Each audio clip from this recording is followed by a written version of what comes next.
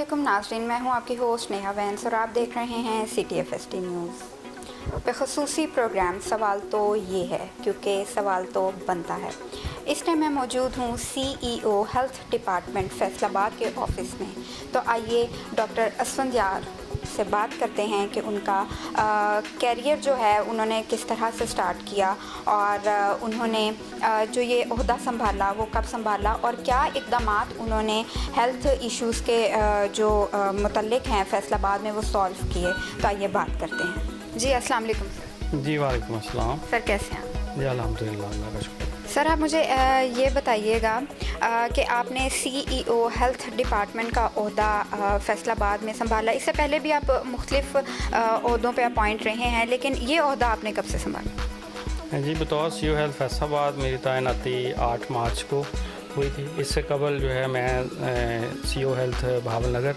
में भी काम किया है और मेरा 10-12 साल का हेल्थ एडमिनिस्ट्रेशन का ये एक्सपीरियंस है। ज़ाहिर है 2004 में मैंने बतौर मेडिकल अफसर हेल्थ डिपार्टमेंट को ज्वाइन किया था और उसके बाद फिर 2010 से ऑनवर्ड मैं मुख्तलिफ़ एडमिनिस्ट्रेटिव पोस्ट पे मैंने काम किया है, जिसमें मुख्तलिफ़ अज़ला में भी मुझे मौका मिला, जिसमें मैं बतौर MS district head quarter hospital Jhang, MS DHQ hospital Nankana साहब में भी ड्यूटीज़ सर अंजाम मैंने दी हैं और फैसलाबाद में मैं तकरीबन जो हेल्थ डिपार्टमेंट की तमाम एडमिनिस्ट्रेटिव पोस्ट हैं CEO के नीचे, उन पे मैंने काम किया हुआ है, जिसमें बतौर deputy district health officer Faisalabad भी, समुंदरी भी, इसी तरह मैं MS भी रहा हूँ गवर्नमेंट जनरल हॉस्पिटल समनाबाद में, तहसील हेड क्वार्टर हॉस्पिटल तानेवाला में, तहसील हेड क्वार्टर हॉस्पिटल समुंदरी में और बतौर DHO मेडिकल सर्विसेज भी मैंने काम किया फैसलाबाद में और बतौर district coordinator IRM NCH program में। जी तो नाज़रीन, ये था डॉक्टर साहब का एक मुख्तसर सा इंट्रो, लेकिन इनके इंट्रो में मुझे ये नज़र आया कि एक ख़ासे तजुर्बाकार इंसान हैं डॉक्टर साहब। तो डॉक्टर साहब, इतना तजुर्बा आपने हासिल किया तो उसके बाद आप ये CEO अपॉइंट किए गए हेल्थ डिपार्टमेंट के, तो जो भी हेल्थ इश्यूज़ आपने फैसलाबाद में देखे उनके लिए आपने कौन से इक़दामात उठाए? जी फैसलाबाद जो डिस्ट्रिक्ट हेल्थ अथॉरिटी है, इसकी एक तो मैं ये बिलाशुबा ये बात कहूँगा कि यहाँ हमारे पास बेहतरीन टीम ऑफिस में भी और फील्ड फार्मेशंस में भी हमारे पास अवेलेबल है और मुझसे पहले भी अच्छा काम हो रहा था। और क्योंकि हमारे सेक्रेटरी मोहतरम जनाब अली जहां खान साहब इस वक्त सेक्रेटरी हैं प्राइमरी सेकेंडरी के, उनकी जो खसूसी हदायत हैं, 2-4 चीज़ें उनका मेन फोकस है। एक तो बायोमेट्रिक अटेंडेंस जो सिस्टम है, ये चूँकि कोविड के आने के बाद जो है वो उसमें नॉन ऑपरेशनल हो गया था और अब दोबारा से इसको फंक्शनल किया है और तमाम तर अमले की हाज़िरी को 100% यकीनी बनाना, ये एक मेरा टारगेट है कि तमाम लोग एनरोल हों और प्रॉपर टाइम पे आएँ और टाइम पे जाएँ। इसके साथ साथ आपके इल्म में है कि डेंगू का सीज़न है और बहुत सी जगहों से सर्वेलेंस के दौरान हमारी टीमें डेंगू लार्वे को डिटेक्ट भी कर रही हैं। पंजाब में केसेस भी रिपोर्ट हो रहे हैं और फैसलाबाद में 7 केसेस अभी तक जो हैं वो डेंगू के डिटेक्ट हो गए। अल्हम्दुलिल्लाह उसमें कोई भी डेथ नहीं है, ना कोई पेशेंट सीरियस हुआ है, लेकिन उसके बावजूद जो है वो सर्वेलेंस को हमने बढ़ाया और दिन रात इस पे काम किया है। जितने भी हॉटस्पॉट्स हमारे 5000 के करीब हॉटस्पॉट्स हैं ज़िला फैसलाबाद में, इनको हम सर्वेलेंस जारी रखे हुए हैं। इसके साथ साथ जो हमारे दूसरे डिपार्टमेंट्स हैं उनको भी ऑन बोर्ड रखा है और आज भी मैं डिप्टी डायरेक्टर एनवायरनमेंट के साथ मीटिंग करके आया हूँ ताकि कोई कंप्लेंट्स अगर डेंगू रिलेटेड हैं उनको हम रिजॉल्व करें।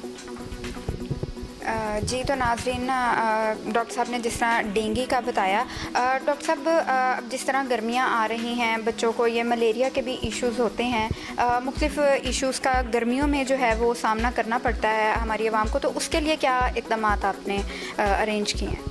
जी बड़ा अच्छा सवाल आपने किया है क्योंकि जैसे कि मुख्तलिफ़ बीमारियां जो हैं वो मुख्तलिफ़ सीज़न्स के दौरान कुछ की प्रेवलेंस ज़्यादा हो जाती है। जैसे कि अभी टेम्परेचर बढ़ेगा, गर्मी ज़्यादा होगी तो बच्चे ख़ास तौर पे वो डायरिया का शिकार हो के आएंगे। सर्दियों में आपको पता है कि वो निमोनिया के केसेस ज़्यादा हो जाते हैं। अगर हम दुनिया के स्टैटिस्टिक्स की बात करें, कोई 10 के करीब बीमारियाँ ऐसी हैं कि जिनके सबसे ज़्यादा केसेस दुनिया में होते हैं और उनके डेथ्स होती हैं और उसमें सबसे ज़्यादा तादाद नमूनिया ऐसी बीमारी है कि उसमें कोई 20 लाख बच्चे पूरी दुनिया में नमूनिया का शिकार होकर उनकी अमवात हो जाती हैं। इसी तरह अगर हम डायरिया को 5 से 6 लाख के केसेस दुनिया भर में डायरिया के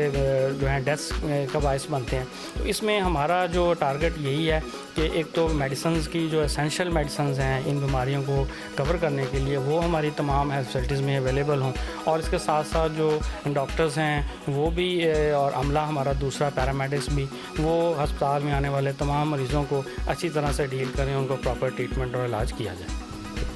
जी, तो नाज़रीन, डॉक्टर साहब ने बखूबी बताया कि कौन कौन सी ऐसी बीमारीज़ हैं जिसमें डेथ रेशो जो है वो ज़्यादा होती है और उसका ट्रीटमेंट जो है किस तरह से बेहतर किया जा सकता है, मेडिसिन्स को बेहतर किया जा सकता है। डॉक्टर साहब, मुझे ये बताइएगा कि जब आपने ये ओहदा संभाला तो 90% लेबॉर्ट्रीज़ जो थी आपने उनको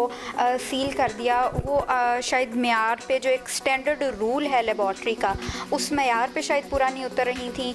या उनके जो टेस्ट की रिपोर्ट्स थी वो पूरी नहीं थी, या वहाँ पे सफाई के कुछ ऐसे इश्यूज़ थे कि आपको क्यों ये ज़रूरत पेश आई कि आपने उन लेबॉर्ट्रीज़ को जो है वो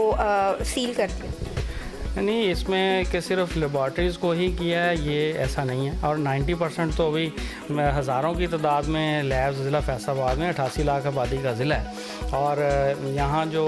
प्राइवेट सेक्टर में लैब्स हैं उनकी तादाद तो हज़ारों हैं, और हमने तो अभी चंद एक लैब, ये तो 1% भी नहीं बनती उन लैब्स का जो इनका नेटवर्क फैला हुआ है पूरे ज़िले में। और इसमें ज़ाहिर है मुख्तलिफ़ सेक्टर से हमें कंप्लेंट्स भी आती रहती हैं, जिसमें मीडिया पर्सनस की तरफ से भी आती हैं कि वो जी वहाँ पे जो है वो अनक्वालिफाइड किस्म के लोग बैठ के टेस्ट कर रहे हैं, किसी की मशीनरी का इशू होता है, किसी के रीएजेंट्स वहाँ से जो है एक्सपायर्ड मिल जाते हैं। तो ये एक जो प्रिवेंटिव का जो काम है, जो एंटी क्वैकरी एक्टिविटी है, ये हेल्थ डिपार्टमेंट का डोमेन है, जिसमें हमारे डिस्ट्रिक्ट के जो DHOs हैं वो डिप्टी DHOs अपनी तहसीलों में वो एम्पावर्ड हैं कि वो रैंडमली भी और स्पेशली भी ये अपनी जो है वो एंटी जो क्वैकरी एक्टिविटीज़ हैं उनको जारी रखते हैं। बाकी उसमें ये है कि उसमें ना सिर्फ लैब्स को भी जो हेल्थ केयर कमीशन की SOPs की वायलेशन कर रहे हैं उनको भी देखा जाता है, इसके साथ साथ कोई जो दूसरे लोग हैं जो कि एलोपैथिक मेडिसिन कर रहे हैं और उनके पास उसका कोई डिप्लोमा नहीं है, या और भी कोई कंप्लेंट्स हों, कोई किसी का नाम जाली यूज़ करके वो उसने लैब बनाई, जैसे पंजाब लैब एक स्टैंडर्ड लैब है या कोई और है, तो उसका नाम से ही किसी दूसरे बंदे ने इस तरह की, तो इस तरह की कंप्लेंट्स जो हैं वो फिर हम ज़रूर इनको रैंडमली चेक करते हैं। और ये सिलसिला कोई हमारा टारगेटेड खुदा ना खास्ता नहीं है, ये चूँकि हेल्थ डिपार्टमेंट की डोमेन है, लोगों को सेहत की बेहतर तिब्बी सहूलियात फ्राहम करना, और ये सिलसिला बिल्कुल इंशाल्लाह जारी भी रखेंगे, और जो प्रिवेंटिव का काम हमारे ज़िम्मे है इसको हमने ज़रूर करना।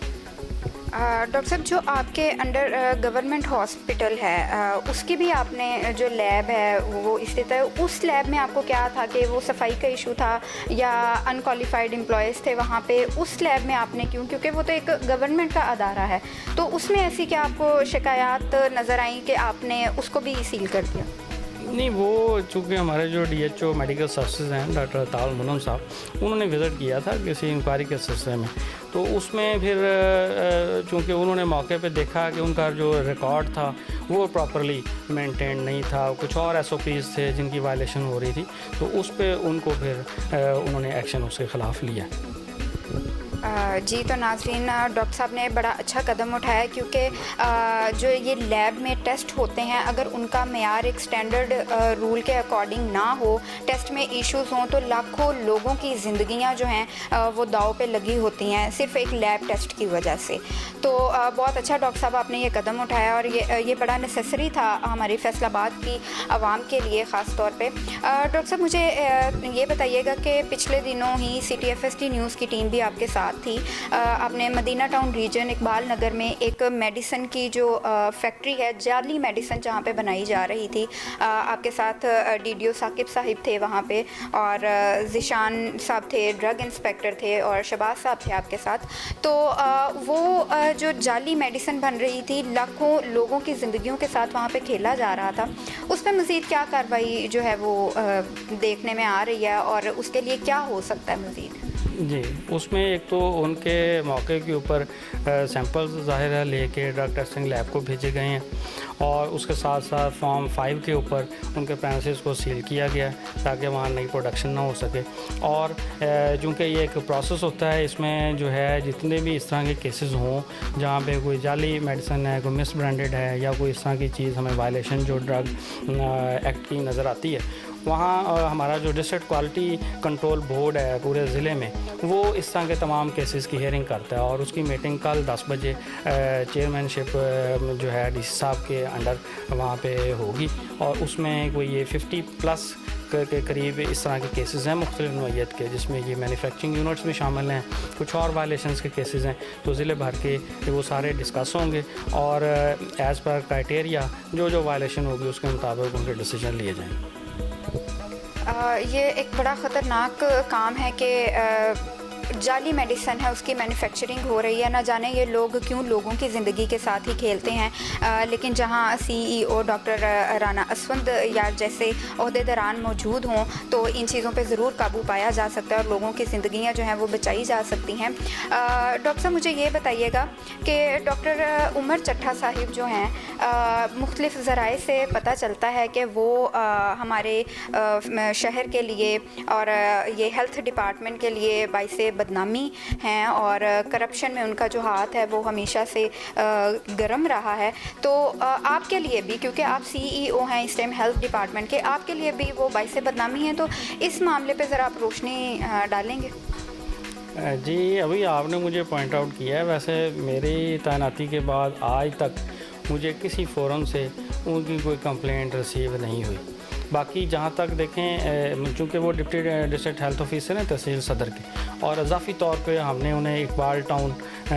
भी दिया हुआ है बतौर टाउन इंचार्ज, उनकी ज़िम्मेदारी लगाई हुई है। तो उसमें ऑब्वियसली उन्होंने तमाम तर जो हेल्थ रिलेटेड एक्टिविटीज़ हैं जिसमें डेंगू की भी हैं, टीक्वैकरी भी हैं, बाकी हमारे जो EPI की रूटीन एक्टिविटीज़ चल रही हैं, कुछ स्पेशल कैंपेन्स हैं, उन सारों को उन्होंने मॉनिटर करना होता है। और इसमें अगर कोई देखें किसी का कोई पैसे का लेन देन है, कोई इस तरह का मामला है, तो वो हमारे डिपार्टमेंट के अलावा एक एंटी करप्शन डिपार्टमेंट पूरा इस्टेब्लिश्ड है। अगर किसी की कोई ग्रीवेंस है तो वो उस फोरम पे जाएं, उसको ज़रूर एड्रेस करें। तो मैं तो बिल्कुल किसी की अगर इस तरह की कोई बात है ना तो हम उसके हक़ में हैं, ना मैं इसको कहूँगा कि ये जायज़ है, ये बिल्कुल गलत बात है। और अगर कोई ऐसी चीज़ है कि वो मेरे इल्म में लेके आए, इंशाल्लाह उसकी भी इंक्वायरी करेंगे और जिसकी जो सज़ा बनती होगी वो बिल्कुल महकमे को भी लिख के भेजेंगे इंशाल्लाह। तो कोई ऐसी बात नहीं है कि इनको कोई हमने ये है कि प्रोटेक्ट नहीं करना। जो चीज़ गलत है वो इंशाल्लाह अगर मेरे नोटिस में आएगी उस पर एक्शन होगा। डॉक्टर साहब, इसके अलावा मुख्तलिफ़ ज़राए से ये भी पता चला है और सबूतों के साथ ये पता चला है कि इन्होंने अपने कुछ प्राइवेट बंदे रखे हुए हैं और उनको ये मुख्तलिफ़ क्लिनिक्स पे भेजते हैं और फिर उनको सील करवा दिया जाता है और फिर उनसे पैसों की डिमांड की जाती है। जो इन्होंने अपने बंदे वहाँ पे भेजे होते हैं वो पैसों की डिमांड करते हैं। अगर तो वो सौदेबाजी चलती है, अगर तो उनका सौदा पूरा हो जाता है तो वो उसको फ़ौरन से डीसील भी कर देते हैं और अगर उनका सौदा नहीं होता तो वो उसको सील रहने देते हैं। तो क्या ये एक बहुत गलत कदम नहीं? ये तो आपने बिल्कुल सही कहा है कि छोटे जो नेगलेक्टेड या पेरिफेरी में जो क्लिनिक्स हैं वो बिल्कुल होने चाहिए, लेकिन उसमें ये भी हमने देखना है कि क्या एज़ पर SOPs जो गवर्नमेंट का क्राइटेरिया उसके मुताबिक वो चल रहे हैं या नहीं चल रहे। क्या वहाँ पे क्वालिफाइड लोग काम कर रहे हैं, वहाँ पे जो अद्वियात हैं वो स्टैंडर्ड के मुताबिक यूज़ हो रही हैं या कोई और वायलेशंस तो नहीं, वहाँ हॉस्पिटल वेस्ट मैनेजमेंट के SOPs को फॉलो किया जा रहा है या नहीं किया जा रहा। और जहाँ तक मैंने आपने पहले भी सवाल किया, मैंने यही अर्ज़ किया कि अगर देखें किसी के पास भी कोई एविडेंस है तो वो बिल्कुल उस एविडेंस के साथ मुझे भी रिपोर्ट करें। दूसरे कोई और फोरम जैसे मैंने बताया है कि ऑलरेडी डिपार्टमेंट मौजूद हैं, उस फोरम पे जाएं और बिल्कुल जो कार्रवाई बनती है वो इंशाल्लाह जो मेरे एंड पे होगा वो मैं भी करूँगा और जो दूसरे उसकी डोमेन में आएगी वो करेंगे। तो इसमें तो कोई दूसरी राय नहीं है कि अगर कोई चीज़ गलत हो रही है उसको कोई भी बंदा सही नहीं कह सकता, ना मैं कह सकता हूँ ना कोई और बंदा कह सकता। जी तो नाज़रीन, डॉक्टर साहब ने कहा कि अगर कोई ऐसी बात है तो उसको हम ज़रूर मंजर-ए-आम पे लाएं, और जैसे कि हमारे पास इस चीज़ के सबूत हैं तो इंशाल्लाह डॉक्टर साहब हम आपके साथ चलेंगे और सबूतों के साथ हम आपको दिखाएंगे कि आपके अंडर ही जो लोग काम कर रहे हैं, क्योंकि आपको इन चीज़ों का पता होना बहुत ज़रूरी है, क्योंकि वो आपके लिए भी बाइसे बदनामी है। तो हम ज़रूर इन चीज़ों को सामने लेके आएंगे और इनका पर्दा ज़रूर फाश करेंगे कि ऐसे जो नाहक है वो काम नहीं हमारे शहर में होने चाहिए, ख़ास तौर पे हमारे ज़िले में नहीं होने चाहिए, क्योंकि ये आपके अंडर हैं। और डॉक्टर साहब, अब जो गर्मियाँ आ रही हैं और गर्मियों में देखा जाता है कि बहुत सारे लोग जो हैं वो कोई रोड पे गिरा होता है, गर्मी इतनी ज़ोर पे होती है और बच्चे जो हैं वो स्कूल्स में भी बेहोश हो रहे होते हैं। तो इस हवाले से जो फैसलाबाद की आवाम है उसको आप क्या मैसेज देंगे? जी, ये बड़ा अच्छा क्वेश्चन आपने किया है कि जैसे अभी जो सीज़न जो है टेम्परेचर अब आने वाले दिनों में काफ़ी बढ़ जाएगा, और इसमें चूँकि अब स्कूल्स भी ईद की छुट्टियों के बाद ओपन हो गए हैं और सारे बच्चों ने भी ट्रैवल करना होता है और लोग भी अपने काम काज के सिलसिले में अक्सर रोड पे सफ़र कर रहे होते हैं। तो इसमें एक तो ये है कि जो लोग भी ट्रैवल करें, एक तो जो पीक मतलब टाइम है जहाँ जिस वक्त गर्मी बहुत ज़्यादा है, उस वक्त कोशिश करनी चाहिए कि अगर अवॉइड आप कर सकते हैं कोई अपनी ट्रैवलिंग को तो लेट आप कर लें, जैसे शाम में निकल जाएं या कहीं दफ्तर अर्ली मॉर्निंग आप चले जाएं, उस वक्त टेम्परेचर ज़रा कम होता है। इसके साथ साथ जो है वो ये है कि अपना पानी जो है हर बंदे को अपने साथ ज़रूर रखना चाहिए। जैसे बच्चों को हम देखते हैं कि वो बॉटल्स अपने बैग्स के साथ लेके जाते हैं, इसी तरह बाकी लोग भी जो मोटर बाइक पे या वैसे सफ़र कर रहे हैं उनको भी पानी अपना साथ रखना चाहिए। इसके साथ साथ कोई रुमाल या कैप अपने सर के ऊपर सर को ढाँप के रखें। और इसके साथ साथ जो हेल्थ डिपार्टमेंट का काम है, हम इंशाल्लाह अपने तमाम जो हमारे THQs और रूरल हेल्थ सेंटर्स हैं उनके अंदर हम हीट स्ट्रोक काउंटर्स जो हैं वो इंशाल्लाह इस्टेब्लिश करेंगे और वहाँ पे हम पूरी एक तो अवेयरनेस के लिए भी एक्टिविटीज़ करेंगे और साथ साथ वहाँ पे जो मेडिसन है, अगर कोई हीट स्ट्रोक का पेशेंट आ जाता है उसको कैटर करने के लिए इंशाल्लाह इक़दामात किए जाएंगे।